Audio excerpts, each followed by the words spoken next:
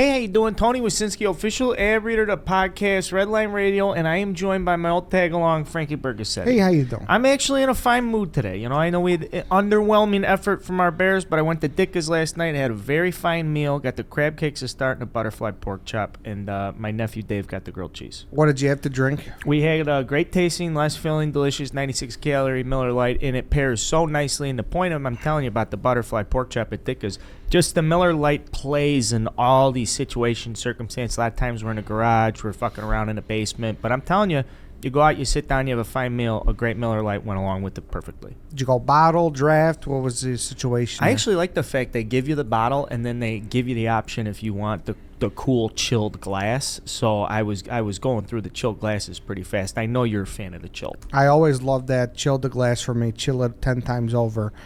Could never go wrong. Mm-hmm. I also love that Miller Lite. It's always dependable. You know, it's always at these places. You don't got to worry about not having it. You can go to a bar. Yeah, Miller Lite, it's there for you.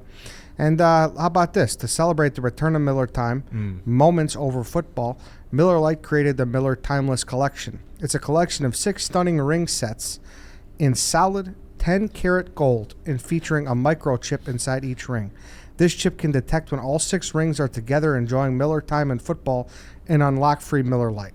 There is only one 6-pack of the ring in existence. Will you be the one to win them for your group?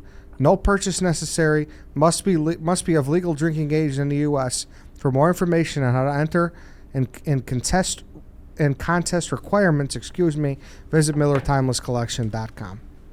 And you know good jewelry. You spent a lot of time taking a peek at it. You're very good with diamonds, gold of that sort. You like these rings. Absolutely do. And Miller Lite. Go to MillerTimelessCollection.com to get a piece of the action. Hey, how you doing? Good morning, good afternoon, good evening, Chicago sports fans. This is Barstool Caro and White Sox Dave. Chief. Eddie. And this is Redline Radio and All Gas, No Break Chicago Sports Podcast, brought to you by Barstool Sports Chicago, brought to you by great tasting, less filling Miller Lite, and a little bit of a mixed bag before the show starts. I think we've got some great stuff coming with the Dave Portnoy show that was recorded earlier. There's some controversy lingering about a snake draft that was released right before we got started. White Sox Dave accused Eddie of being an informant, a cunt, and an informant. What else? What other adjectives? You said rat. You did say rat. White Sox Dave said Zach Brown might be coming in for an interview later. The musician. He said he would, and then he said he wouldn't. And I hate him forever because of that. So until he comes on, what are you giving his new album as a review? 0 stars. 0 stars. Absolutely hated it. Absolutely hated it. 0 stars, and I'm pissed. Absolutely fucking horrible. 0 stars, and I'm pissed. I am pissed. Don't 0 stars. I was about to say something that's no longer politically correct, but don't say you're going to do something, then take it back. I don't even know what you're referencing. I don't either. Okay. I mean, I think there's a phrase for it that... Never heard of it. Yeah, I never heard of it. Next week on WTF. I think there might have been a Seinfeld skit on it or something. Yeah. I don't know what you're talking about. I don't know what I'm talking about either, but I never know what I'm talking about. What do you know, Ed? I know that Chief got absolutely dummied on the internet yesterday. He's had a tough couple days on the internet here. What's wrong? I don't, but like this goes back to the whole thing. Like I got dummied for, according to you, for the Natasha Bedingfield take. I got dummied. No, that's not true. Yes, you. This is you a different stopped the situation. show. This is way different. We don't even have to say anything. Well, White Sox Dave, speak. Oh, because the one time you want him to speak is the one time he agrees with you. Okay. No, here's the deal. We're circling the wagons. Well, that's what. Eddie loves when Dave speaks. Dave would never be my patsy. What do you think? That is true. I'll speak from the heart. Okay. I mean, I see where you're coming from, and to say you got dummied is just incorrect because it's a matter of opinion, and you can't factually prove this. Ed only likes to side with the majority on the issue. Oh yeah, no, he always no matter does. what the issue is. Ed's with the 100%. Couldn't agree more. Could not agree more. Dave, please shut the fuck up. So now I'm shutting the fuck up. Your speaking time has gone over the proportion, and now it's time for you to be quiet. Yes. So, yes, I would say that there are certain people who just get sucked in by the allure and the pomp and circumstance of a live band, which I agree. It does give a little bit extra zing to your wedding when you walk in, you see that live band. From a party perspective, though, the dance party is never as good with a live band. I'm not even talking about the live band. What part are you talking about? Shout. That was the main thing. Oh, I would say I had more people upset about the live band than went to play Shout. Which, okay, that's crazy to me because, like, I can see the perspective of the live. If they stink, that can ruin the entire vibe. Yeah, that's why in like when we did the little social clip earlier, I brought up Tough Crooks because they're great. They're great live. I have never seen them at a wedding, but I've seen them at Joe's. I've heard nothing but great. $15,000 for those guys to go down to Louisville, Kentucky, to do a wedding for my buddy, and that was like he loved Rod Tough Curls. He was getting married in Kentucky. The girls from Kentucky, all that stuff, and he was like, "I'll do the big fancy stuff, but we gotta have this band from Chicago because if I'm going down to at least let me pick the band." Price tag comes. Yeah, expensive. Holy fuck! Yeah. Well, you know. Well, very expensive. Those guys, look at, and there are different levels of bands. Obviously, if you get like, I'm just having a hard time wrapping my head around the fact that people don't understand. Like, if you want to hear all the hits that make a wedding, like you might go up to them and be like, I want to dance with somebody, and they're like, sorry, like we don't do that. Or if they do it, they're not doing it as well as Whitney Houston. See, I'm so sick of like they're lemmings, Dave. For me personally, and this doesn't. Well, actually, it is. It's kind of to get all my friends that have gotten married recently, which is many of them. Aside from my Jewish friend's wedding, which was like one of my favorite weddings ever because it was just something I hadn't done before. They're all pretty much the same. I don't need to hear Whitney Houston at every single fucking wedding anymore. I've heard it a billion times. It's all the same shit. Like, I wouldn't mind a change of pace. Like, what would that be? So, what would that look like to you? My sister got married 3 summers ago. And she had it was a nice, great wedding. It was an expensive wedding too. She got married to a kid that she knows from high school, and they had their battle of the bands from their class be the wedding band, and they were actually fun, and like everybody was getting into it, even though they weren't like musically gifted per se necessarily. See, I think that sounds tough. But it was a cool how they had it because it was like they grew up together and everything. So that was, I suppose, but like that's like a little extra like nostalgia factor, right, factor. For sure. And I like the idea. I've been to a wedding where they did it. I think we might have said this on Dog Walk too, where they had like some kind of live music, like a string quartet or a band for the cocktail hour, and then they had a DJ, and then everybody went to like a bar, kind of similar to a Joe's, but not as big, where they have a stage there, and then there was a live band like for the after party, and that was sick. That sounds fucking fantastic. That was like the best wedding experience I've ever had. But this, like, I want to dance at the wedding, and I am. Look at, I'm not like a great dancer. I need all the help I can get. I'm an enthusiastic dancer. I dance my fucking ass off. But if you're playing a song Who's a good dancer though? Nobody is. I've seen people who can dance. I should say it's rare. I can move a little bit. Yeah, I mean, I think I can. You could. You're not. Tim. I'm not. No. The wedding in Newport, the father of the bride came up to me the next day and was like, "Well, you're light on your feet." It was like a Christopher Walken thing. Like, yeah, hey, look at this guy. You put on a little bit of a show. That is actually where that wedding was, Castle Hill. Yeah, that might be the most spectacular place on earth. Probably in the 48, the continuous 48. It's nice with the sailboats going by, the cliffs. Nice. It's awesome. Yeah, it's not like Tim's blowing a microchip from heavyweights. It's not, No. I mean, you gotta, there's a little hip. No, I'm not great. I'm good enough where I feel very confident being on the dance floor. But there's also times where I'm not seeking that out, and I think the environment and atmosphere a good like 12-piece live band brings is you can kind of like. You linger a little bit closer to the dance floor. I think the conversation might be better around the wedding. Like the part that what's different is like you're just not out there raging doing the cha-cha slide and the Cupid shuffle. I don't like the cha-cha slide. No, I don't like it either. But whoa. Yeah, I'm not a big choreographed dance guy. You cha-cha or no? Yeah, I like to clap. You like the chicken dance? No, that's an apple and an orange. Ed's a big chicken dance guy. That's an apple and an orange. That's crazy. Come on. I watched Ed do the chicken dance at a minor league baseball game 2 summers ago on the dugout, and he just quit halfway through it. Dude, that was the most fucked up thing You ever. got sabotaged there. I got yeah, he did. Why did you stop? Because literally before the game, they're talking about like our jobs, And like, all right, White Sox Dave, you're throwing out the first pitch. Carl, you're gonna sing Dude, "Take Me Out to the Ball Game." You did the dog stuff. I had the Chief's dog gonna stuff, judge the yeah. dog contest. Yeah. Eddie's gonna ride out in a cart and he's gonna throw stuff to the fans. I was like, perfect, Yeah. And so I get in. I was like, all right, so just to be clear here, we're hopping in a golf cart and then I'm throwing a couple souvenirs out to the fans and that's it, with the ketchup and the mustard at the Dogs game. All of a sudden, they start playing music and they start dancing and they like toss to me. And I'm like, I'm on the jumbotron. I'm like, dude, I'm not doing that. Yeah. I don't know. He just quit halfway through. He couldn't even gut out a chicken dance for the And fans. they didn't warn me though. That was my problem. It wasn't like, hey, we're gonna dance. I'm glad they didn't warn you. It made it all the funnier.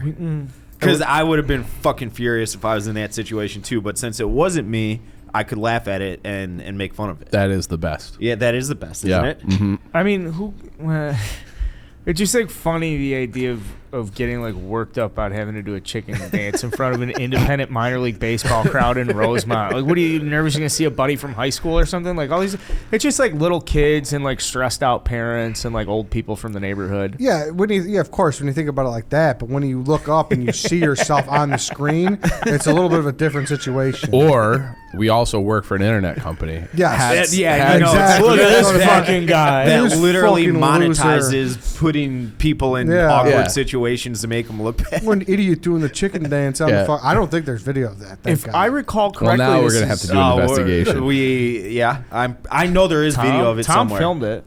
No, I don't No, think I don't know. What you No. guys, I think you guys are mixing up. I wasn't you went there the for different that. year. This was the year Yeah, before. this is the year before. Yeah. And That but those footage same is other things happened Yeah. when I was the Yeah. one I went to. I- White Sox Dave threw out the first pitch, and Carl did and you guys. It was a you little did the dog. different. It was I a may have little- gotten yeah. the events wrong, but regardless, there was Close like enough. it was close enough. Yeah, that was White Sox Day. That was when you showed up like 45 minutes late to the Carlos Zambrano interview. Oh, that wasn't my fault though. Yeah. Oh, that was funny. That was not my fault. I was waiting for the camera guy and the like old producer. We couldn't have done the interview without him, so we just like I had to wait for him, and he was the one who was late. I'm like, you are gonna be the one to put up with the other three because I'm not defending you, but I had to wait for him. It's fine. Yeah. I mean, whatever. We've moved on. Water But under the bridge. This is the same baseball team that then they were like, "Hey, come out to center field in the shed. We have a green screen set up, and we're just going to take a couple cuts or shots of you guys telling us what you like on your hot dogs." And so it's like, yeah, I like a modified Chicago, whatever. We do the cuts. I want to say for like the next 2 years, anytime they played a home game, we'd get a tweet of someone being like, "Hey, look at you! You're on the jumbotron." I love it. Yeah. So I hope that we're still being repurposed on their jumbotron. Yeah, I being hope so, part too. of like their regular crowd atmosphere. Like, let's go Dogs! Let's hear it from Barstool Carl how he likes his hot dog. I hope they never stop running those. They're always really good to us, and they serve Miller Lights. And right across, not even across the street, shares the same property. The Bandits. That's still like one I of my would favorite nights. so much rather take young kids to that stadium than Wrigley. Like if I was a dad and had like Oh, to fuck take yeah. a couple kids, like bro, I'm going to fucking Impact Field. I'm going to where the Chicago Dogs play. It's such a cheaper, better I atmosphere. feel like you're like 5-7 years away from just being Eddie's neighbor on the Northwest side. yeah, it could happen. Could It's- happen. That's why I went to a million Cougars games when I was younger because it was cheap beer, cheap food, Yep. cheap entertainment. My dad liked it. My dad still goes to Oh, Cougars fuck games. yeah. Cougars Yeah. games aren't bad. Cougars games aren't bad. They I'll tell have a you, lot of good players go through there. Oh too. yeah, they did. I would tell you what Fuck is yeah, bad. they did. I was at Soldier Field on Sunday, and the atmosphere was fucking terrible. It wasn't that. Did you go to the game? Yeah. I didn't even know you were there. I was there too.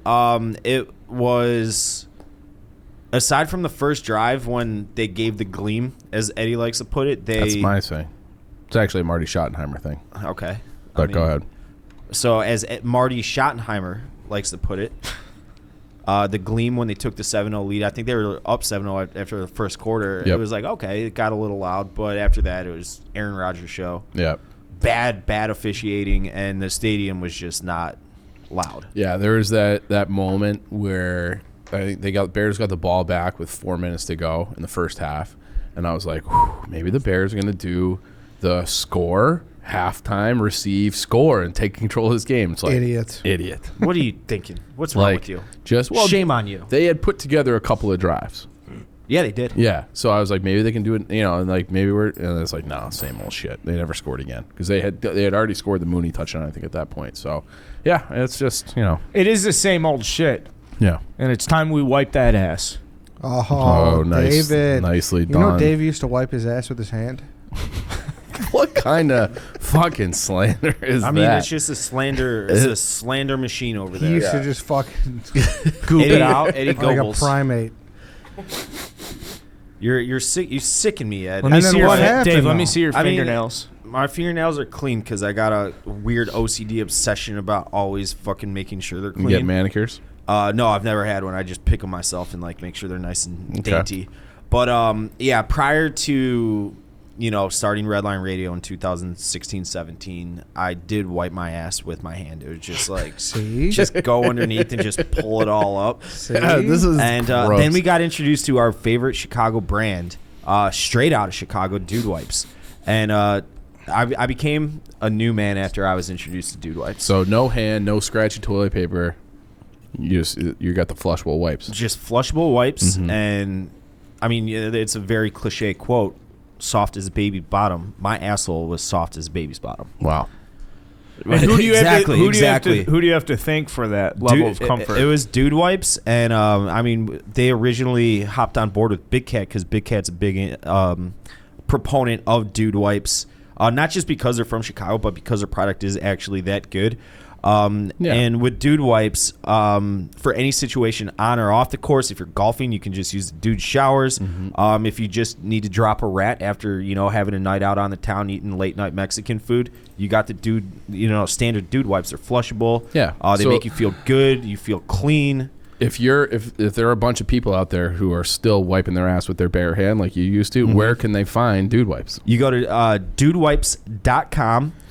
And for 15% off your entire order, type in BC15. That's Bobby Charlie 15. Barstool Chicago. Barstool Chicago 15. And that's for 15%. Well, the promo off. code is BC15, and you can get them on Amazon, Dude Wipes, Walmart, Target. They're everywhere. DudeWipes.com to get that 15% off using BC15. BC15, that's Dude Wipes. And yeah, you don't have to wipe your ass with your hand anymore. That's great. BC15 is the promo code. Anybody ever fall into the trap of the Pen 15? Of the what? Pen 15? Anybody Pen 15 club? I don't know what that is. I don't I think. have Penis. No idea. Dave knows what I'm talking Oh, about. yeah. You're a little rambunctious kid, and you're like, Yeah. yo, you got to be in the Pen 15 club. Like, what does that mean? Like, you just write Pen 15 on your hand. You guys never did this in elementary school? And then, Yeah. like, you write pen, and then you get you're like, oh, You got look, it penis. says penis. It says penis. It's like, no, it's Pen 15. Wow. And then Damn. you inevitably That's- get sent to juvenile detention for, fucking caving a kid's face in for tricking you into writing Pen 15 on your hand. Oh, That's so that's where entrapment. Dave would get That's tricked. entrapment. It's Yeah. entrapment. Yeah. Dave It is would get entrapment. tricked and react with violence. Bears fans this weekend, we were tricked. We wanted to react with violence. The I own you thing, that could more mad at him. Refs. I Well, got take me through what a lot of shit for it because I was at the game. White Sox Dave I was championing it. he's earned the right to fucking do that. And if you look at the video, there was like 12 people flipping him off, and he yelled, I mean, he does. He spoke the truth. I love cockiness. He's one of the best to ever do it. I think probably the best to ever do it. I hope he dies a slow, painful, torturous death in like fucking the gulag or something in Siberia. I can't hate the move. I can't hate it. I mean, I wish it wasn't at the Bears and the Bears fans' expense, but like I wish that the Bears had a quarterback in 15 years that owned the Green Bay Packers and Packers fans so much that he could pull off that move and everybody would just be like, he's earned it. Like he can do it. That's how I see it. And I know it's not popular take. It's that's how I feel. That's true. I mean, I'm with you on that, Dave. It just sucks. It just sucks. Right. It sucks. Yeah. It sucks that it's 30 years of this with Favre to him. Yeah. Hopefully this not fair. Jordan Love asshole doesn't turn into the next Aaron Rodgers. It can't be. It can be though. It Three in can a be. no. You can't have an all-pro quarterback for 45 years. It's like no, that can't happen. But Someday I hope the tide changes, though. can I say that I I think can't that wait for I, that. I think the tide might have turned a little bit more in this past week if the refs were better. Like Justin they were Fields got horrible. fucked on that interception. Like that was clearly neutral zone infraction. They let that It was go. either neutral zone the infraction. timeout at the end. Yeah. It was clearly a neutral zone infraction Or if the refs wanted to fuck up, it could have been a false start. Either way Has was a to be penalty. something. But since the play went on, it's not a false start. That's a free play, and Justin Fields did everything that he was trained to do. Right. It's just how the fuck do you miss that call? How in the fuck do you miss that That's call? tough. That was tough. And that's not revealable, right? No. And- The refs are fucking horrible. Yeah. They were horrible. And that's not Horrible. why they lost, No, but it's it not. doesn't absolutely Didn't help. absolutely not. I But mean, did that's a you cover ever, like, maybe. you say you don't really believe that, though, right? Believe what? If the refs were on point, that it would have been different? Well, no. Maybe I a don't think 3-point game. Yeah, I think Yeah, they yeah. Either way. they're probably in the number, which I would have appreciated. Yeah. As somebody who bet on the Bears plus 5.5. But yeah, I think it was. It's just one of those things where it's like fuck, like like it's not like Aaron Rodgers needs any help. Like at least get it right. And who knows what point in the game was that? Because then they got the ball off that interception, went right down and scored. So that is a bit of a swing. Yeah. So. But yeah, I don't think they win the game. It's just like one of those things. They won by 10, and then If they got a field goal there and then shut them down, there's the 10-point swing right there. yes, but then I think the Rodgers would have gone fast in the second half, Probably, and they yeah. would have lit it up, and whatever. Things just never change, man. Never Yeah. changed. It's hard to admit. It's hard Yeah. to admit, right? Everyone was kind of excited, cautiously optimistic. We're in the transition phase though. Like I think we're hopeful that maybe we could see a flash from Fields, but I'd be so much more disappointed next year. Yeah. In 2 years from now. I think everybody's kind of generally aware that like we're playing with house money this year now that Justin Fields is the starter. Can I say something that I think is positive? Khalil Herbert. Khalil Herbert, but also Khalil Mack. Khalil Mack and Robert And Quinn they've been continue. awesome, They yeah. continue to like get after the quarterback. Hicks had a sack. He got home on one. Yep. Yeah, I officially want to give him a mulligan because I think it was just like a COVID year, or maybe he really was injured. Maybe he just He's didn't got, work what, out 6.5, that much, 7 and he sacks just wasn't prepared for last season. But he's been fucking awesome. He has. He has so been. that's been huge. Yeah. That's It's been huge. helpful. So Yep. It's great. credit to Robert Quinn for coming back to life. Yeah. And you don't see that in the NFL. I feel like once you No, fall I off know. that cliff, you don't bounce back. That's why Is Eddie Jackson off the cliff? no, Holy he fuck. sucks, man. Did He you see the Briggs stinks. stuff? Oh, it's great. Oh yeah, Briggs said he'll address it after the Bucks game. we've had Briggs on. He's gotta wait till the Bucks game and the post game. I'll That's address a it. good then. Well- tease. That's a good tease. That's a pro move right there. Yep. That is a They pro should give move. him extra But for doing that. Whose side are you on? You know what though? I gotta say, Lance Briggs did leave me with a really bad taste. In Yeah, my you're mouth. not like the biggest. No, dude. When that and I get like they got rid of his guy, and they got rid of the linebacker who stood next to him. They got rid of Lovey as well. Yep. And And he's just old. but like in a time when like that defense needed some like leadership and stability, like I'll never forget those 2 Trestman years, man. That was Yeah. so bad. And those Mel Tucker defenses, and he was still there, and it was just like Yeah. and the double nickel steakhouse, and I don't have a really good Yeah. taste in my mouth Yeah. from him. But But he was still an awesome player. Don't get me wrong. when I think it was when we had Urlacher on. Urlacher was like he didn't miss a run fit the entire time, our entire career. Yeah, I'm not. So, like, listen, he was a great player. Yeah. but He was fucking awesome. Yeah, He was I awesome. can't. Yeah. I don't know. I just have a bad taste in the way things ended the last Yep. couple seasons. Mhm. But that doesn't mean I'm not on his side during this Eddie Jackson thing. Like Eddie Jackson is like quickly becoming like one of the most overplayed players in football. Yes, and then the other thing about Eddie Jackson that bothers me is that he was mic'd up for something during training camp, and he was getting on. I can't remember which DB it was, but it was a young DB, and he's like, "Hey man, like you got to make plays. Like, anybody can tackle. Anybody can tackle." And it's like, "Hey man, fucking take the right read, stick your own neck in there, stick your own face in there, and make a tackle because you can't." Like he just has this presence about him. It's like an unearned captaincy almost. Like he's like, I'm the leader of the defense by default. But it's because he's highest paid. But he's not like holding himself to the same standard that he seems to hold the rest of the team, the rest of the defense at least. And that's the type of thing that drives me fucking crazy. Like I can be fine with like, hey, you missed a tackle, you had a physical mistake, this and that. But Shit when happens, you're yeah. shit happens. But when you're like chastising younger players for not tackling when you don't fucking tackle, like that's a problem. He stinks, man. And it's not just him; it's Gibson too. Like our Yeah. safeties, Yeah. just Safety- like, Safety players they had are bad. no interest in tackling. Yeah. It was, and it's just you watch that game. It's the same thing. Our offense fucking sucks. It sucks. It sucks. It's so bad. Lower half, and I mean, like I think almost dead last in like every category besides rushing. Yeah. Packers comes in, I own you. Defense is good, like enough to give you a chance, enough to give you a taste. It's just the more like things change, the more they. And I get your point to be optimistic because it's the rookie quarterback. It hurts more if it's in a couple years. Yes, but that doesn't mean in the moment it doesn't hurt. Yeah, scoring 14 points at home. And you would think that where this team's headed, giving up 24 at home to the Packers would be enough to win a game. Like where the NFL goes and all this shit. I mean, just look at the way these totals are on Sunday. All these fucking games are in the 50s now. Yeah.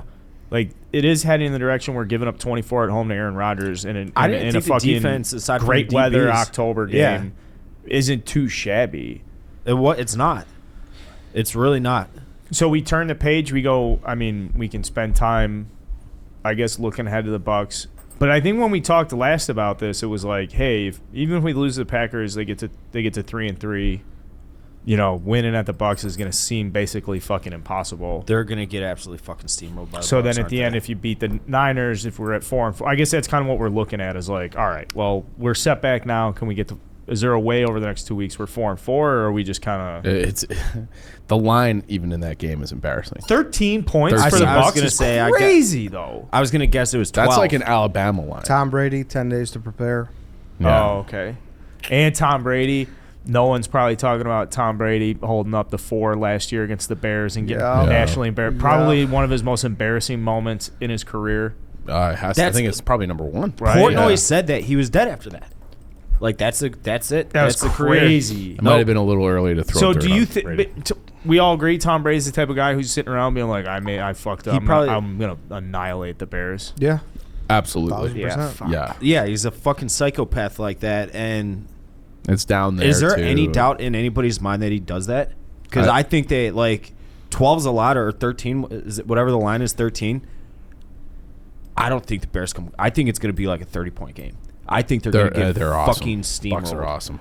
They're Bucs are awesome. The revenge factor for Brady, which I didn't even cross my mind, Carl, when you brought that up. Like, he's absolutely like manipulated in his own brain. Like, that's probably all he says. Like every morning. He probably fucking falls asleep thinking about that. Like, these guys beat me, they embarrass me, this and that. Like 4. People just talk shit to him at the airport. 4. Yeah.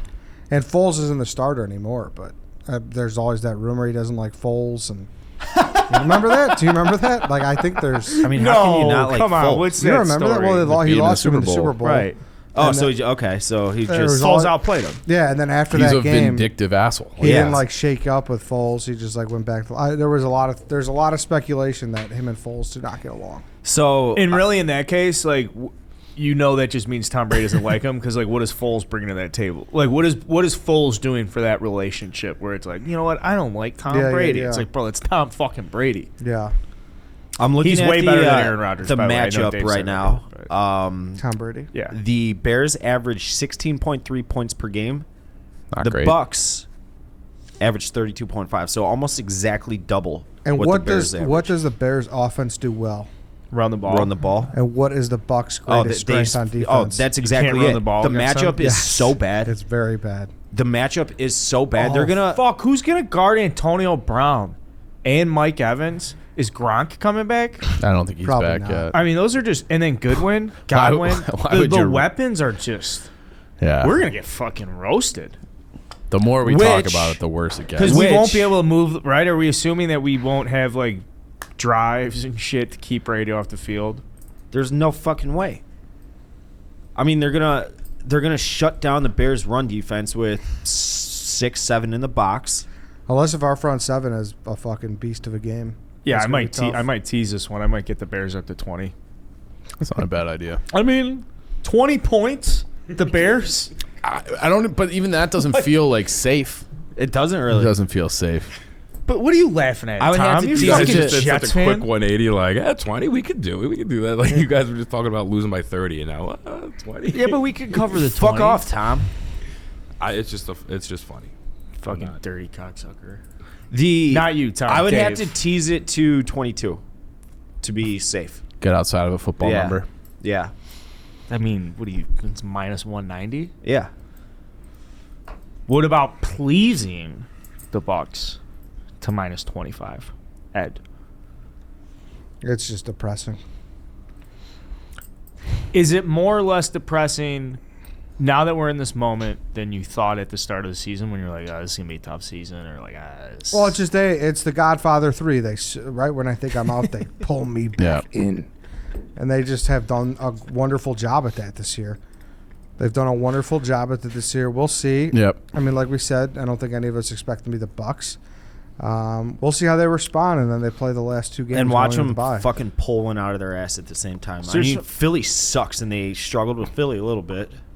Not that the transitive property in sports means anything. It's also it's not a national TV game, but kind of. It'll be like the 325 Fox game where it's just like everybody's watching this one. Everybody's gonna be watching. It's gonna suck. Yeah, I don't know. It kind of is what it is. I just hope Fields plays well. Yeah. I like the 325. We don't get a ton of them.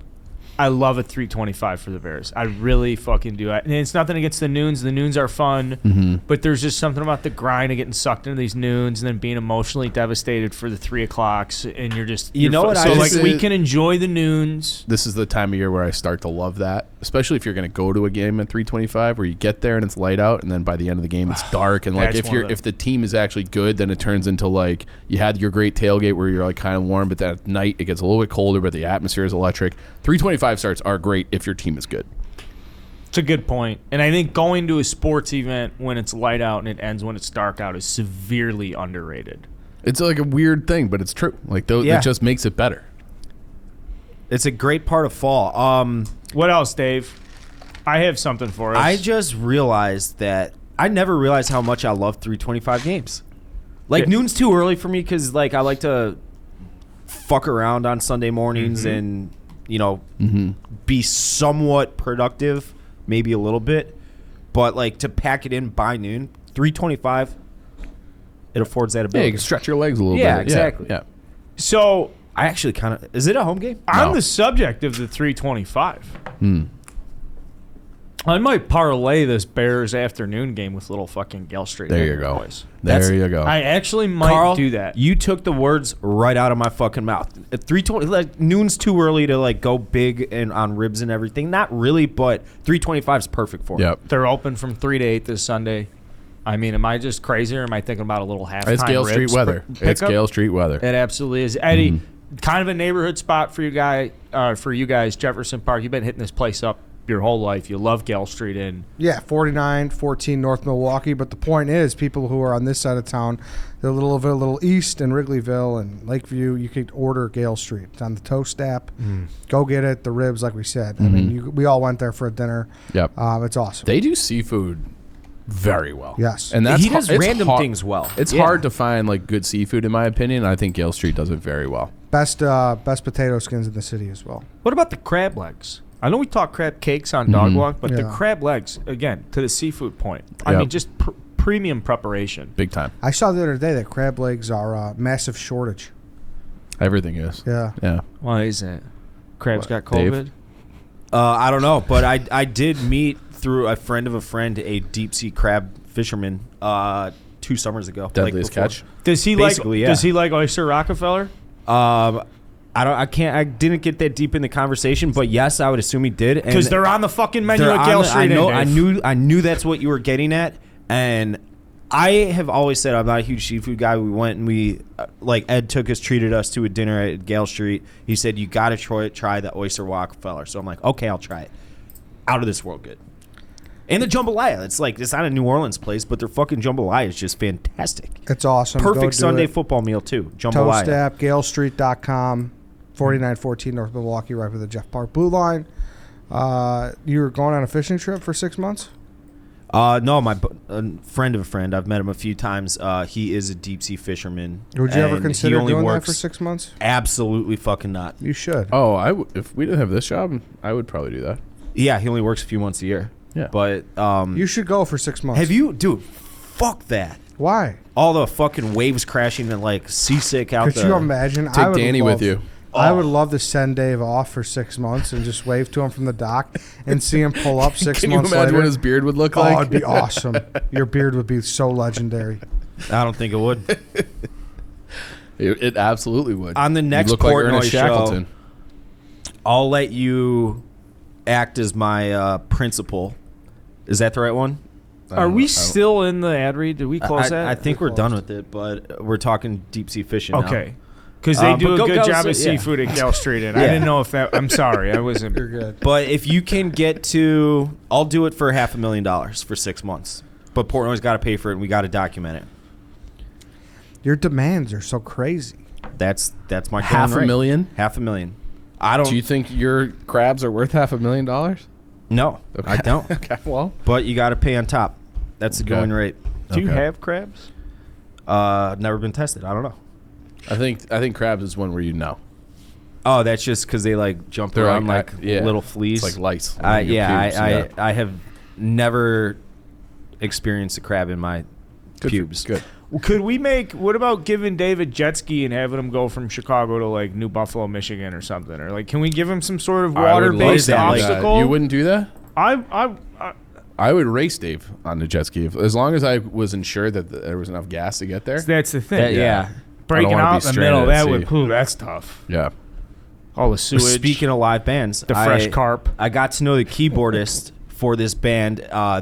His main band is called High Infidelity, which they do a ton of festivals in Chicagoland. It's a cover band, but they're like pretty big. They go all over the Midwest, I should say. He had a little side gig. It was called PB&J, and they would play at Quigley's in Naperville. And he told us this story. Him and one of the other guys in the band got super fucking stoned one day and took the boat out in the middle of the night into Lake Michigan, and they were just lost at sea because the Jesus. gas ran out. He's like, we Jesus. waited till the morning and just floated back to Just drifted. shore. Yeah. Yikes. And like, that was pretty fucking stupid. That sounds terrifying. He's like, I couldn't see my fucking hand in front of my face. It was so dark. Yeah. Hey, speaking It's of like being Eddie's lost at biggest fear. sea, Oh, fuck yeah, it is. being it's so dark that you can't see in front of you. That's Eddie's biggest fear. It's really is. horrifying. Yeah. It's horrifying. And bears. black. I still don't know the fucking bear debate. I've seen people talking about it on the Twitter sphere. Because grizzly bears, like a black bear, will actually go after a human. I think it's the other way around. No, the grizzly bears are more like territorial and stuff. Where like there's so many black bears too. The population of black bears is significantly higher. I thought black bears you could ever be heard of like the short face bear? that's like No, the what about- prehistoric one, right? Yeah. The Asiatic That's ones? like 3 times the size of a polar bear. It's like the biggest, and there's like theories that humans couldn't really settle in North America until the short-faced bear died off, because when they're crossing over that Alaskan land bridge, like, it was there for a long time. People just didn't walk because they were like, holy fuck, we're getting eaten by these It's like bears. when they in Game of Thrones when they went to the north of the wall to get the White Walkers and they saw the dead bear. Yeah, it's exactly like that. Yeah. Yep. Do bears have blue eyes? This is better bear talk than Bears vs. Packers. It really is. Like, I would rather sit here and Yeah. I'm looking at pictures of short-haired bears. Short face. Short-faced bears. Yeah, no, They're whatever. terrifying. It's a big motherfucker. I was gonna say lost at sea. Do we need to strand Jeremy Colleton on like an island somewhere? It's looking bad, man. It's looking very bad. So it's only I keep like having these wrestling matches about the Hawks in my own brain because it's 3 games in. We got 79 games to go. First home game is tonight. But they're making all the same mistakes they've always made. So they had, the older guys, Keith, Seabrook, whatever, his first year, like, they couldn't pick up the system even though they're, awesome players. I guess Seabrook was a little bit slowed down at that point. Then they had all these young guys who could skate and do everything. Those guys couldn't pick it up. Now they got guys that are in their prime, like Jake McCabe, Tyler Johnson, Seth Jones. They can't pick it up. Like, guys don't know who to pick up in transition. They're struggling with passing guys off when they're in the defensive zone. It's tough to watch. It's just tough to like watch simple mistakes be made like over and over and over. And then the guys that they've picked up, Fleury hasn't been good. Seth Jones was good against New Jersey, not very good against Colorado or Pittsburgh, but not like atrocious. People, I don't understand like the Hawks fans that want to like celebrate him being bad. Like that's I hate that. I hate that too. And They love to say, I told you. Not even that he was bad, but like when we had Stan Bowman in here, I was like, I hope to God that you're right and I'm wrong about all these different things, because that means the team would be good. And now it's like people, like, they actively don't want Seth Jones to be good is the vibe. It's very bizarre. And but I think he's fine. I wish his stick was a little bit more active defensively, but it's like you can just tell that guys are like thinking out there. And it's like you don't want them to have to think. Just like play the game, just play.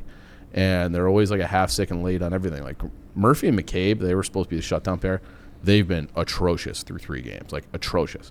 Tyler Johnson was brought in to be like a little bit of an offensive spark plug maybe between Kane and DeBrincat. He's already been demoted to the 4th line. He'll be on the 4th line for opening night is tonight. And so that's a problem for a guy that's making $5 million a year for the next 3 years. And he's been atrocious too.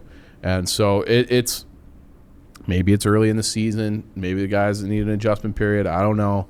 But it's been very, very ugly, and it's just more of the same. I wish, like, if they started 0-3, but they were looking competent and losing 3-2 or losing this, it's like they're just never, like, they're getting their doors blown off from the first period every single time. Guys aren't ready to go. They don't have anybody in the lineup that's willing to, like, make a big hit or you know, fight somebody or block a shot or do things like that, like those energy type of plays that get people going, and that's like an infectious type of play, like wrestle a game back. It's like when it starts going downhill, it goes downhill fast, and then people want to be like, oh well, you know, we played 40 good minutes. Yeah, well, you lost 6-1 or 4-, you know, like you got fucking smoked because you weren't ready to go. So I don't really care about the other 40 minutes. Like, and of course, if a team's up 4-0, they're not going to be coming at you the same way that they would if the game was tied or if they're down 1 or something like that. So we'll see what they do at home tonight, but it's looking bad, and I'm very tired of.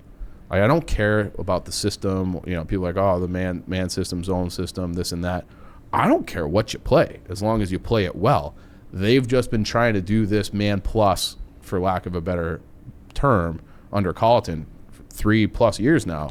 No group of players has been able to get it. So it's embarrassing. It's really, yeah, and it's bad. And They spent a ton of money. And like the teams they're losing to, Pittsburgh, they're kind of on their way down, and they didn't have Crosby or Malkin. So they had their 2 best players. They got fucking smoked in that game. New Jersey is a team that has, you know, no real playoff aspirations. Lost in overtime. We're down 3-1 late. Needed like a couple empty net goal miracles to get back in that game to salvage a point. Looked horrible, like against a team that's below average.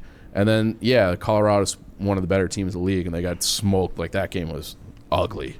But they also didn't have their best player. Nathan McKinnon was on the COVID list. So if it's like, if you can't like be competitive with those teams, like what happens when you start to have to play, you know, Vegas and, you know, Boston and some of these better teams? Like it's looking bad. I hope they get it turned around starting tonight, but I have almost like no real hope. So it's tough. So as bad as the first 3 games could have possibly gone. So what's next? I mean, obviously we know where you stand. What do you mean? We got the Islanders tonight. The Islanders are a very well coached team. They're 0-2-0. They lose. Yeah, and you know, and they're adjusting. They lost Eberle, who was one of their like offensive spark plugs, but they're a good team. Like, they've been in the conference finals, I think, the last 2 years, and they're very well coached. They're very structured. They're difficult to play against.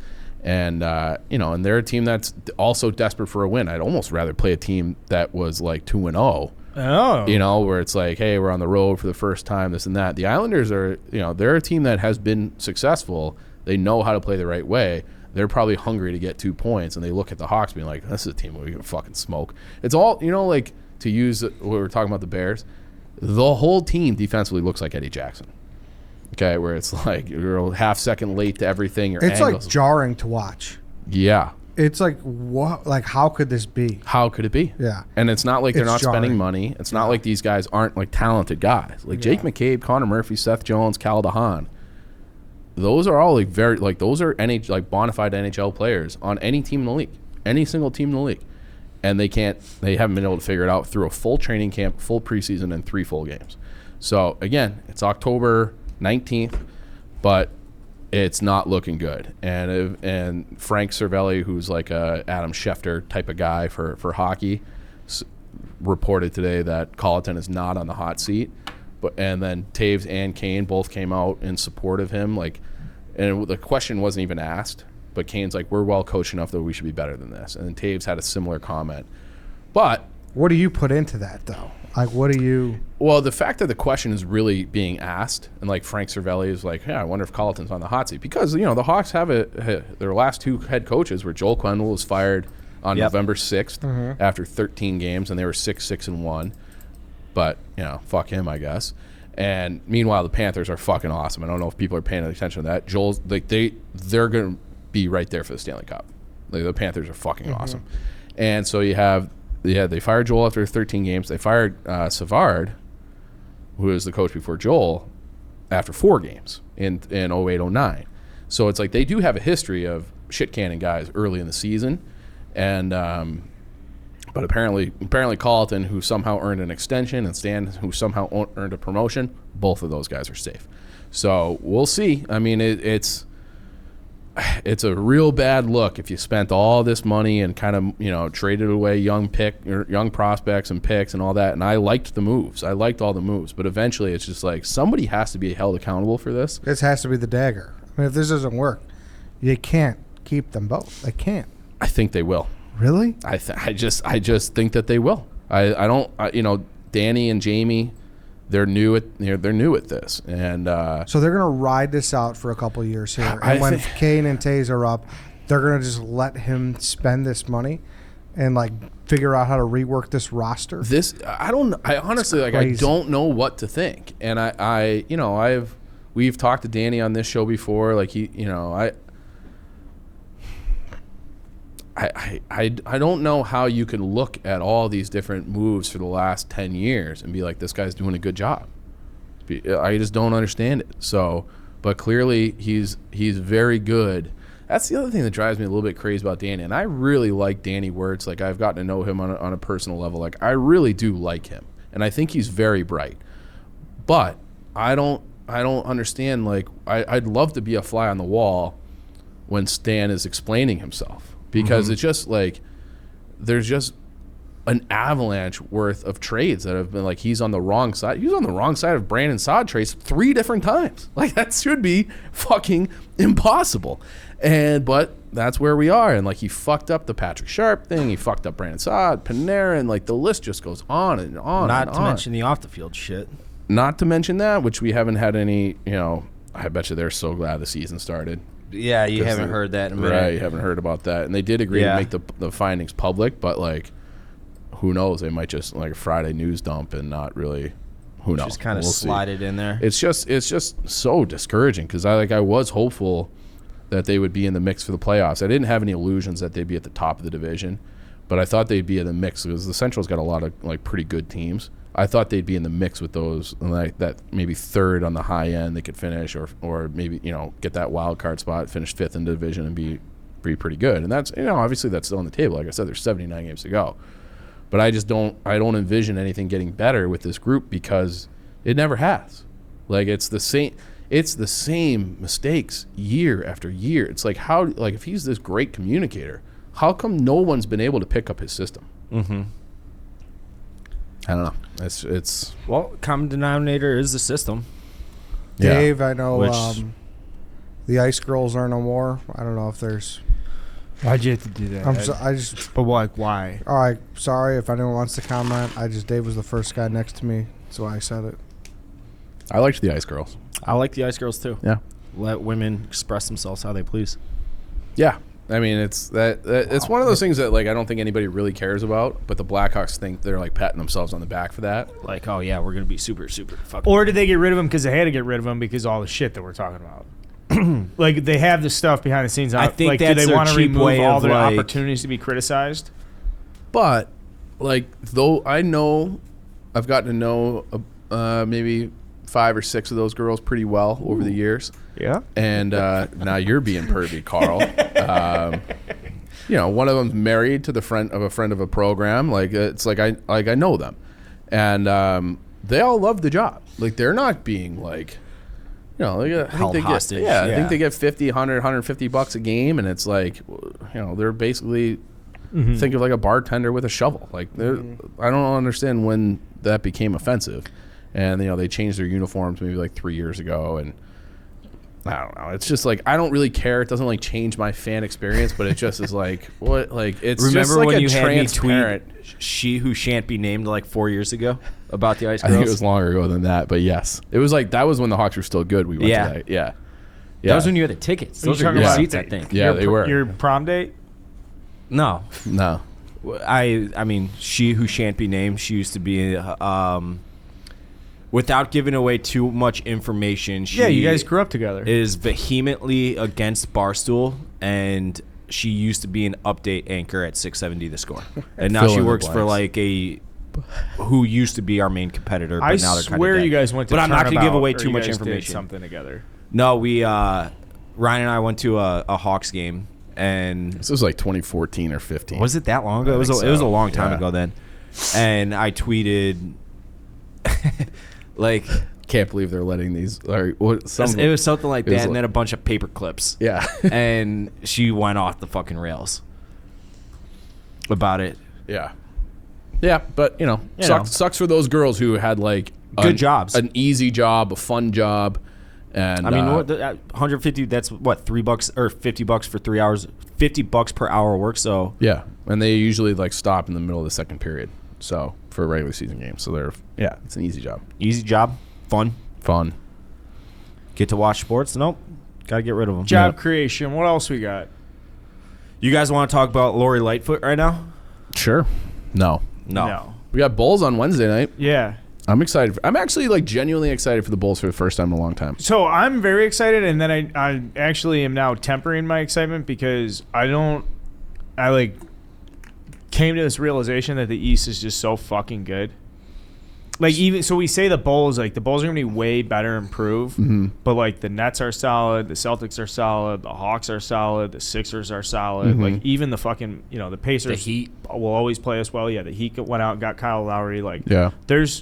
So the Bulls are going to be awesome, but like what I'm saying is it means more now. If they can finish third or fourth in the Eastern Conference, or they can come out and play at that level for an extended part of the season, maybe they end up finishing fifth or sixth. Yeah. What if I But told? the litmus test amongst the Eastern Conference, I think, is where historically it's always been the Western Conference. Yeah. Oh, Yeah. and not to mention the fucking Milwaukee Bucks That's true. in conference and division.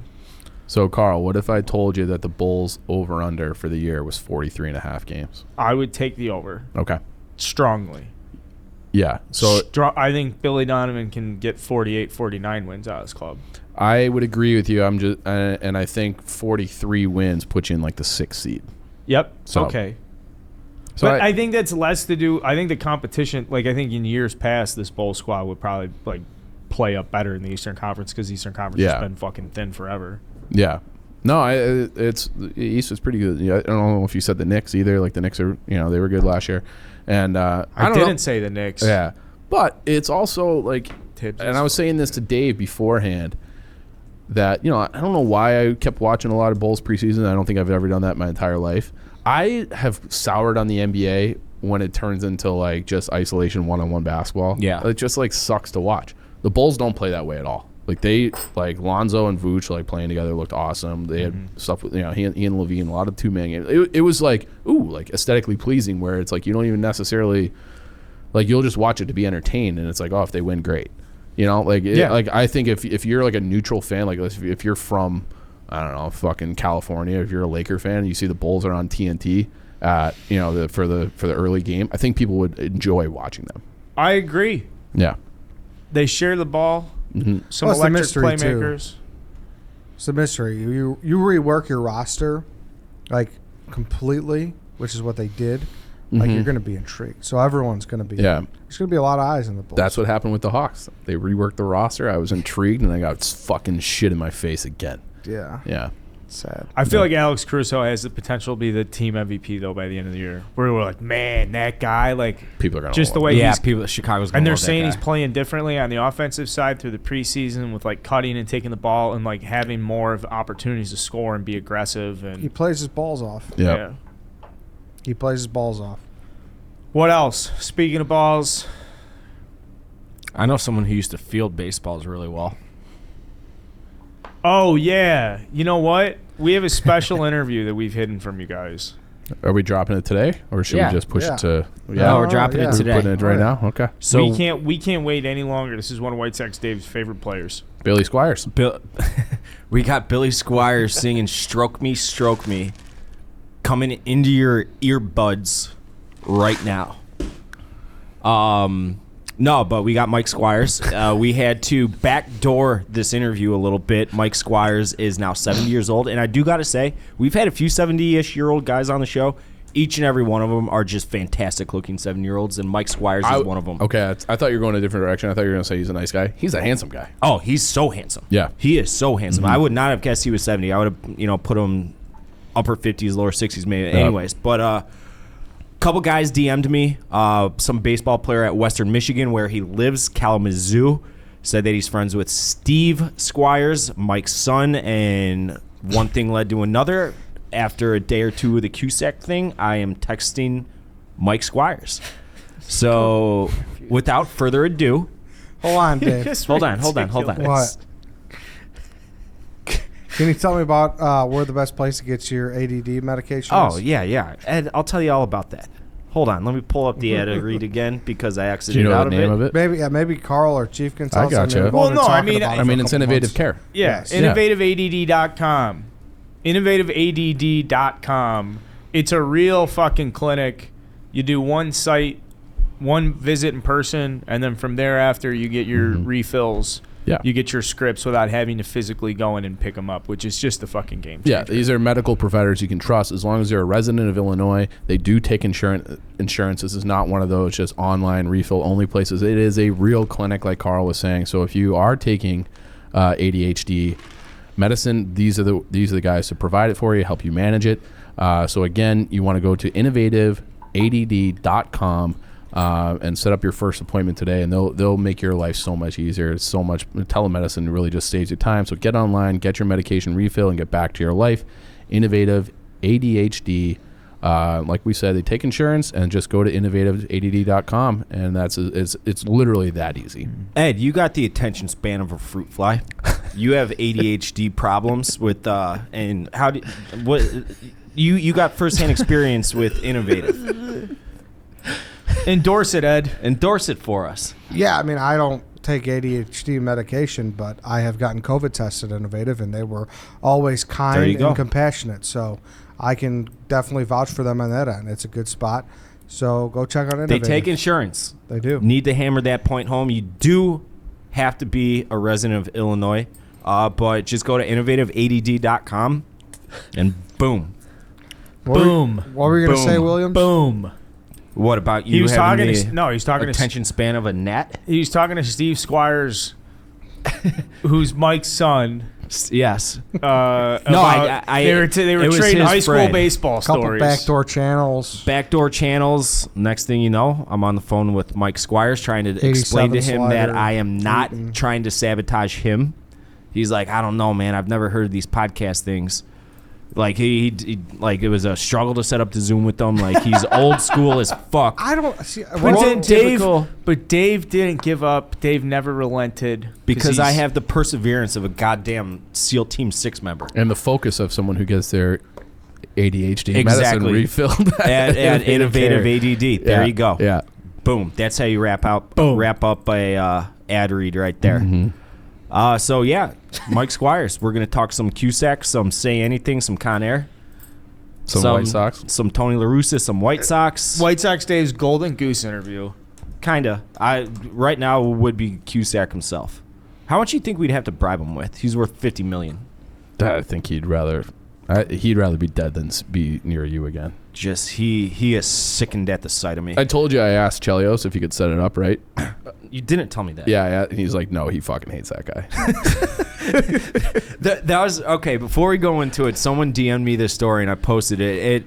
This will be one of those stories that I'll think about 10 years down the road and I'll just laugh at it. So this one guy, his dad's a Chicago police officer, and for sporting events, they outsource the police department to provide security at the games. It's like overtime pay and stuff like that. And this one guy, his CPD, he works the players gate at Wrigley. And all or the like celebrities gates, because I guess celebrities get to go in special and not being with the general public, blah blah blah. So every time that this dad would see him, which I guess has been a bunch of encounters over the years, he would go, Lloyd Dobler, all right, just from say anything. And eventually Cusack would start flipping him off and telling him to fuck himself. And then one time he was getting out at like the Hilton or something, and Brian Urlacher was with him, and he gives the line, Lloyd Dobler, all right. And Brian Urlacher walks up, he's like, you know that guy fucking hates you, right? It's just so funny to me. Yeah. Now, listen, I'm not going to begrudge you because we talk so much into these damn things that we forget things, but I believe you told that story last week. Okay. But it's okay. Yeah, that's fine. It was a good one. I love that story. I'm into repeats. Mm-hmm. Play the and hits. like I said, I don't even know what hitch. I've said half the time anymore, but I remember nothing. yeah, it's crazy. If someone was like, what's your favorite Sirius radio episode we ever did, I think I could name like 3. I've outsourced my memory to Eddie. It's gone. Yeah, it's just well, like, Eddie's what did got we the do memory 2 of a months fucking ago? goldfish, though. Yeah. Wait, goldfish? Attention span of a fruit fly and the memory How of a can goldfish. you say that? We've had an intern here for 3 months, and you're like, who the fuck is that guy? That is fucking slanderous. I saw his name. Everybody, he was introduced me as Lance. And you did the same thing he said. Yeah, no, I thought his name was Lance. Lance. Yeah, And but then I I knew saw it was his his full last name, name. Daniel Lance. I knew his name was Daniel because the Just reason we made a government big names? deal about it was because fucking Danny, I almost called him a twink. He's He is not. a twink. But Danny was like, given his like standard like bad boy attitude, like I don't care. I was like, what's wrong with you now? And he's like, oh, we're thinking about hiring another Dan, and now there's gonna be 2 Dans around here. It was a little thing for a second. Like I we didn't can't know have that 2 was. Dans I walking around the thought office. his first name was Lance. I was not aware of why we called him Lance. So I saw the name Daniel Lance, Lantz, and I'm like, who is that? Which I think is fair. Fair. If you don't know because Lance, they're, what was it, homophobe? So you do or don't have a better memory than Eddie? I do. Dave, your head is in the sand constantly. Physically, yes, you're right. Constantly. It's in the. What does Tony say? He's not in the rough. He's in the muff. Uncle June. But We're gonna get to Mike Squires. Yeah, Whoosh us, Dave. We are gonna get to Mike Squires. Talks a little bit about Tony La Russa, some off-season plans. We get a scout report. We get his insight. Started pitching. yeah, we talk about DJ play the hits. Chief asked him as he wanted Mike Squires to be DJ. Can I on give the one show. note after the interview plays? I'm currently on SeatGeek right now looking at Bulls tickets for this weekend. They got a game on Friday and Saturday. There you go. So just want to put that out there. I'm excited to see Benny the Bull back. Yeah, Best and mascot that's a going. good crowd, and hopefully they're good enough to fill that place. Because Yep. when the Bulls are good, and you get like that weird random Tuesday night in February, where you're like, yeah, I'll go watch them play the fucking Jazz, and the place is electric. Like, we need to get back to that. Can I say that I've never been to a Bulls game that I thought was a good atmosphere? I didn't get to go during the Rose era. I was just spending all my man. money on Oh, Hawks. dude. I went to a Dude. Rose Heat one. It was Yeah. awesome. No, I went wish. I went to Kobe in Chicago after the trade rumors fell through in like 2008. 2009, and it was after I think it was his first appearance in Chicago since all of the criminal allegations with the woman. Okay. Whatever was sold with the sexual assault stuff. I have never heard a crowd that consistently focused throughout the game. Every time he touched the ball, the place booed. How many for the whole quarter, and he played like shit. Oh, he and did? the Bulls beat the Lakers, and it was fucking awesome. Like, he was like 5 of 19 from the field. Like, and every Bulls fan walked out of there like, yeah, we fucking did it. Fuck you, Kobe, you piece of shit. You know was what a I want big to get moment. back to for the United Center is when the mascots are beating people up.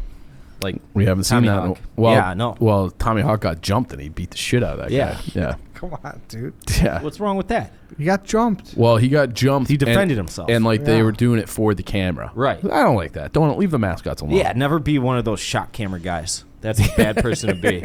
If you do that, you're a fucking cunt. Here we go. So Here without we go. further ado, Mike Squires. I mean, you are just. what? The only reason we're talking to Mike Squires is because you're doing shock video stuff. This is the Oh, no, the Homer, don't. not Homer Simpson, the Simpsons gif where it's like he's doing the stand up. He's like, "That's the joke." The Arnold, the fake Arnold from The Simpsons. I'm blanking on his name. Is it funny if we never got Wolfsbane?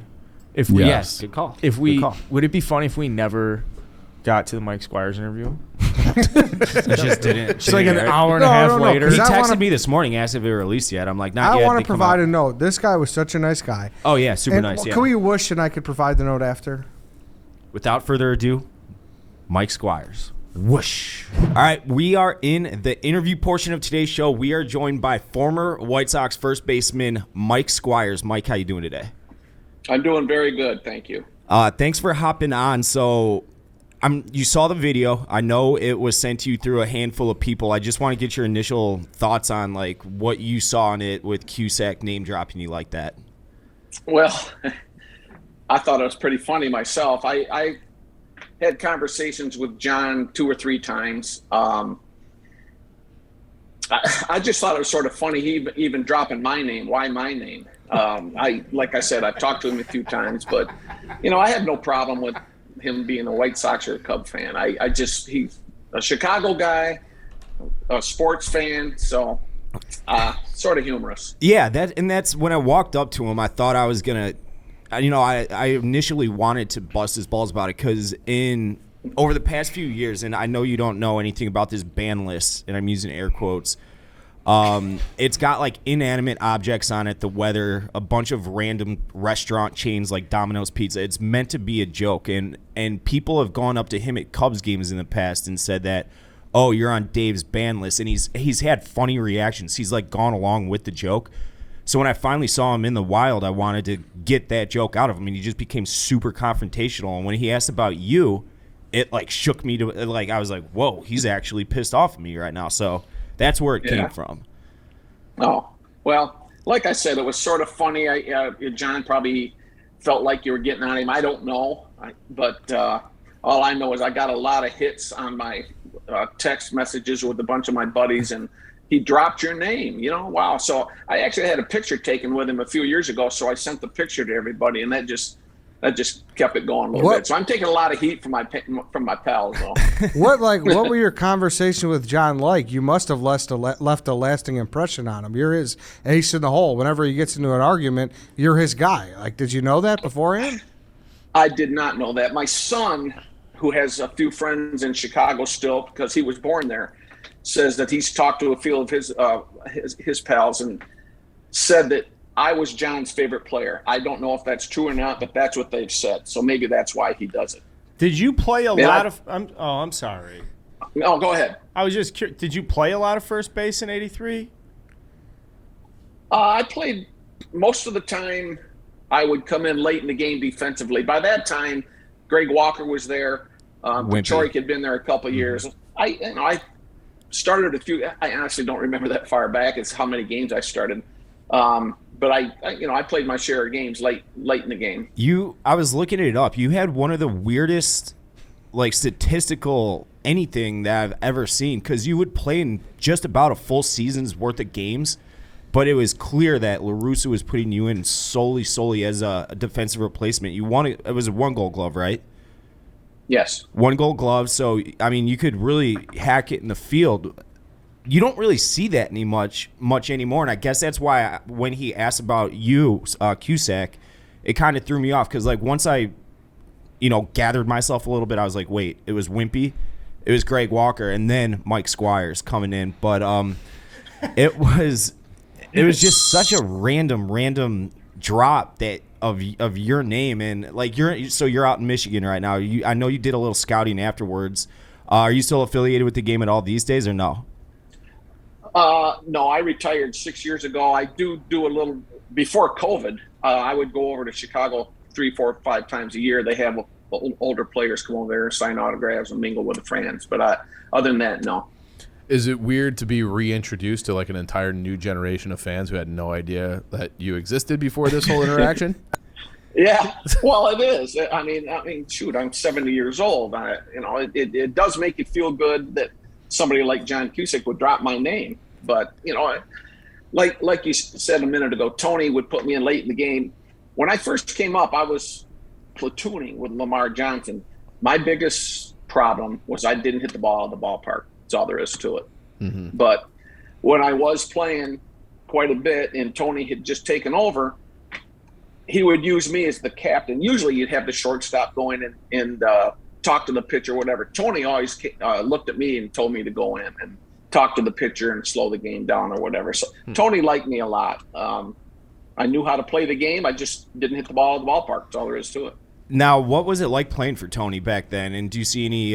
Is there a way you could compare, contrast the 1980s version of Tony La Russa to today, when just watching games on TV or whatever?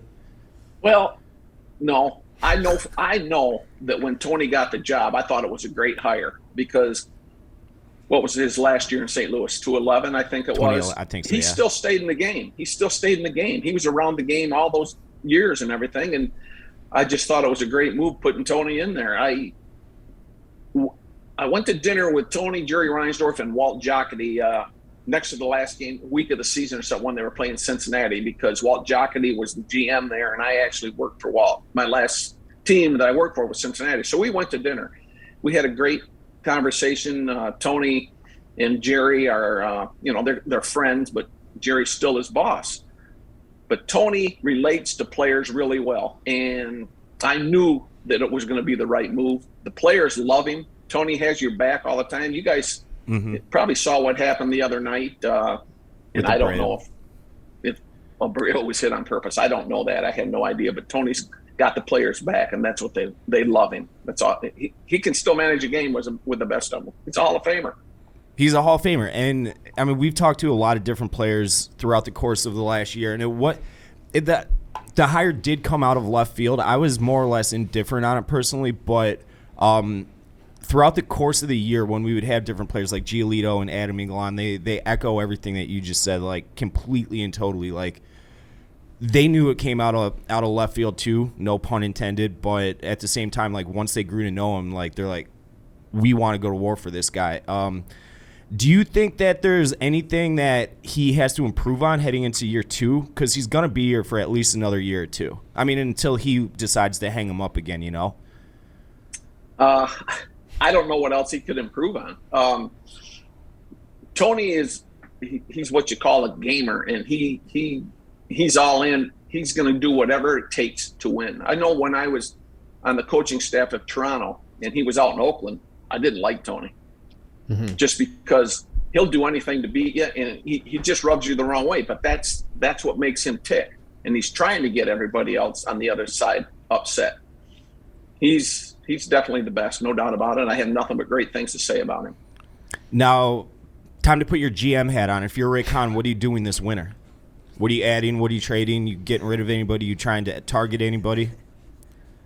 I think starting pitching is the key to anything. And to be honest with you, I haven't followed it that much, but I think if they could add another starting pitcher, probably. And they're still a young team, but they need to improve defensively. They've made a lot of gaffes. And they need to be a little bit more consistent offensively. They'll score 12 runs one night, and the next night they won't get any. So, it's just consistency, but they're still quite a young team. So I think they're going to be around quite a few years. What's your favorite John Cusack movie? Oh, 8 Men Out, no doubt about it. 8 Men Out. If you Do you look at him as an equal because he wore the uniform as well? Yeah, he likes to tell people that. He's like, I wore the uniform. Yeah, he did. He wore the one that Bill Beck made us wear years ago and everything. So, yeah, to me, that's a great movie, and I think he's one of the better actors around. Yeah. Were there any notable Chicago celebrities when you played that would hang around the team? Belushi's or anything? Somebody who liked taking BP, come in, just say, hey, let me just catch a couple on an off day, or Well, when we went out to Anaheim, Ron Howard, a couple other guys that were with the Happy Days crew came out because there's a guy named Jimmy Ritz who was actually on the show once or twice. I think it was Greg Lazinski, and they came out and take batting practice with us a couple times. And that's when I had a chance to talk to Ron Howard and ask him about the Andy Griffith Show, because that was one of my favorite shows of all time. So it was fun doing mingling that way. Yeah. Oh yeah. Do you mind now that everybody knows who you are if we sold like Mike Squires t-shirts?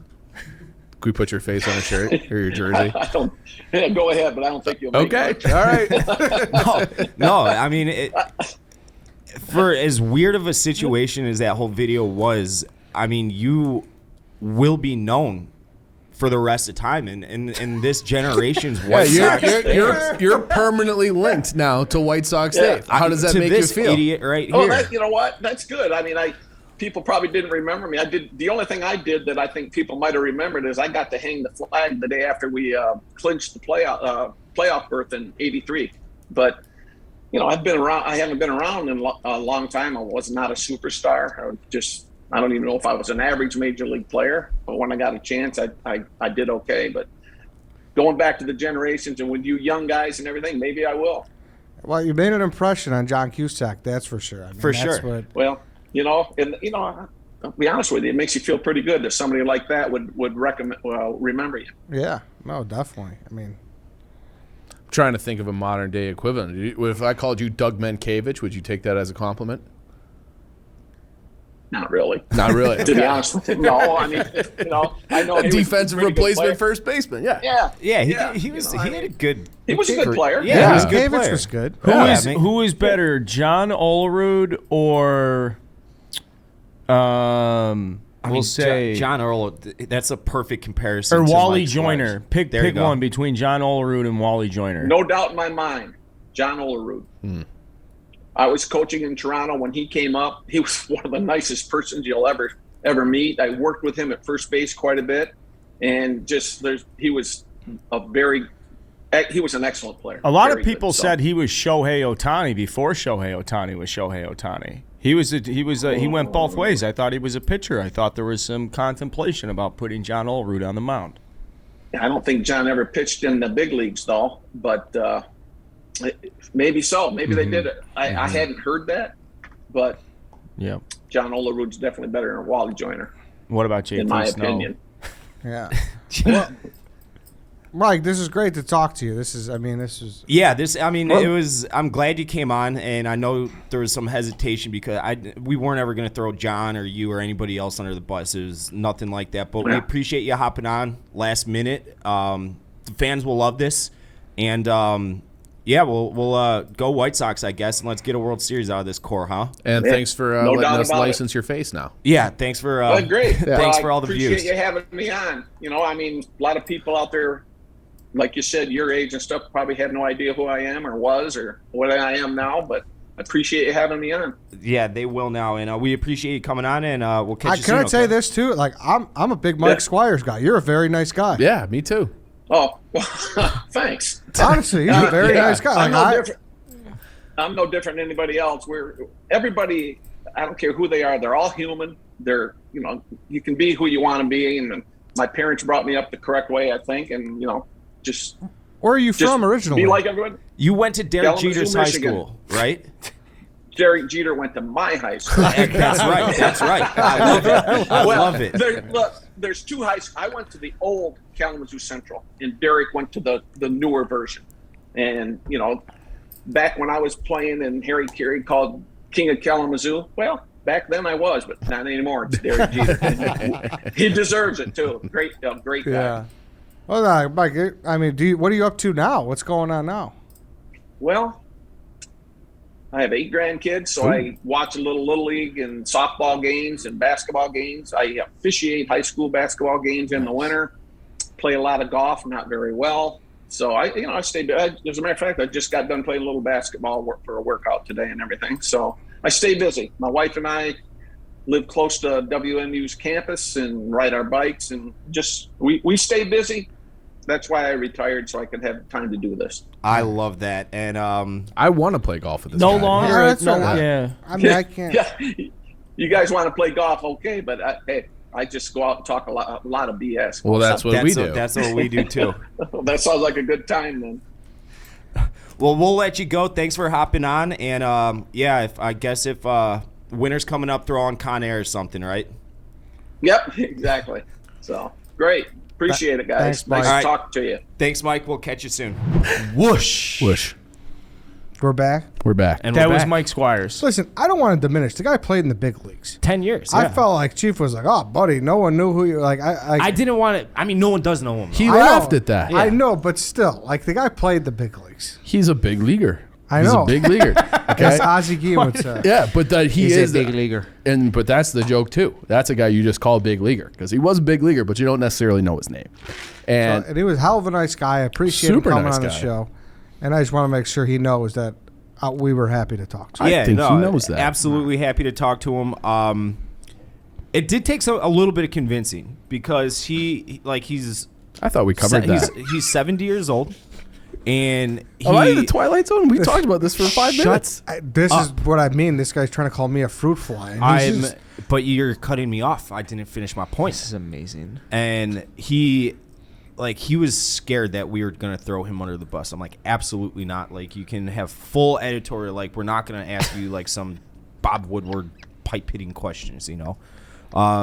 And he was very happy with it. He was texting me this morning, like asking where the show's at, and that's it, Mike Squires. And I hope that, like, I hope that he's a sort of trivia question for years down the road. Like, as a joke, but as a serious joke at the same time, if that makes sense. Do you think you would get it right? Well, now I will. No, now, see, like, John Cusack is such a fucking piece of shit. And I hate him so much. Like, he's going to make me memorize every single player that's ever put on a uniform, like, fictional, movie-wise or not. Fictional? I should have. Yeah, fictional. That's a word. Is it? Yeah, sure. Fictional, I know, but fictional sounds better. But fictitious. Do you think Charlie Sheen's an Indians fan? Guardians fan, I should say. No. Just saying. He wore the uniform, though. He did wear the uniform. Do you think fucking John Cusack could throw 91 miles an hour like I can? No. And Kevin Costner loves the Durham Bulls. Keenan loves the Mighty Ducks. Maybe. Sure, my lie. Oh, that was Mike Squires. That was a good saga. Thanks for setting that up, Dave. Thanks for putting yourself in a position for that. Well, we'll be back later this week with a look ahead for Bucks Bears Maybe a funeral for the Hawks. and some reactions. damn, that's to- some early Cub to- stuff, too. yeah. Oh, Yeah. yeah. I mean, obviously, we got some stuff. Yeah, new GM. This is an exciting offseason yeah. because we're back to like following like the rumors and like is this guy that guy gonna sign? But it's all heavy pitching for the Cubs. We're at least 2 years away from really looking at it like we can make an impact. But it'll be interesting to see how this guy does with the pitching staff. And mostly not from big name free agent signings. I think this is an opportunity to go and get some veterans, get some, Rule 5 guys, get some kind of lesser known or lesser appreciated value people, and we'll see how it goes. You can This guy find a named couple Kyle Schwarber's diamonds been in looking the pretty rough. good. I know that sucks. On Kyle the Schwarber's Rule just awesome. 5 plucking, I don't know how to put it. In the Rule 5, you can find some good Schwarber. players. Yeah, Schwarber's fucking sweet now. He's awesome. So good for him. Yeah. He's going to be on the south side next year. Schwarber, Peterson, Bryant, Rizzo, like they all just had awesome Yeah, Octobers. everybody's doing really well after putting up like the worst postseasons of their lives. And while we're here, I'll just say it. I didn't want to say it. Anthony Rizzo and Chris Bryant combined to go like 9 or 10 for like 90 since they won the World Series in a Cubs uniform in postseason play.